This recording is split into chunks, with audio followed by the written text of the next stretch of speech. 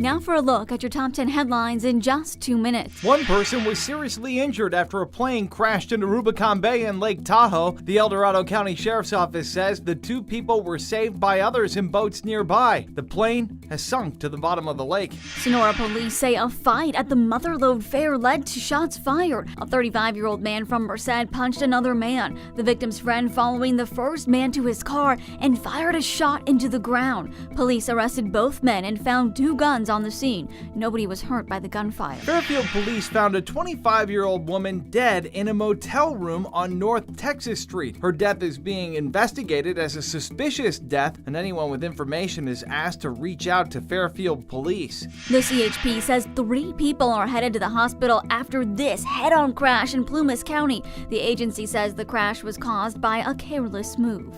The TSA is expecting a record-breaking holiday travel period for the 4th of July, with close to 18 million Americans choosing to fly, while more than 43 million are expected to drive. AAA says the best time to drive is any time before noon, with the worst being right after lunch. Writers in Hollywood going on strike, asking for better money for the studios they work for. Many A-list actors are siding with the writers. The protests are brought on by the new wave of streaming services, and if a deal isn't reached, some say it could shut down the whole industry. At least 25 people were killed after a bus caught fire in India after it crashed. Authorities there say it crashed into a median and then caught fire, trapping most of the riders inside. Politicians now pledging to pay out thousands of dollars to the families of the victims. If you're planning to travel to France, the U.S. State Department is asking you to be careful. They say the protests that are set to continue. More than 1,000 people have been arrested this week. The protests sparked after police shot and killed a 17-year-old boy during a traffic stop.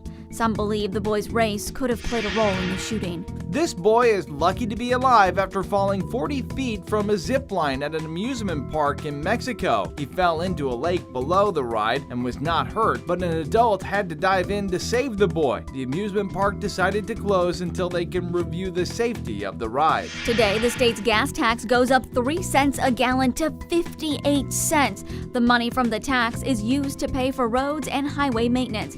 Gas prices are still significantly lower than this time last year. And that's a look at your top 10 headlines in just 2 minutes.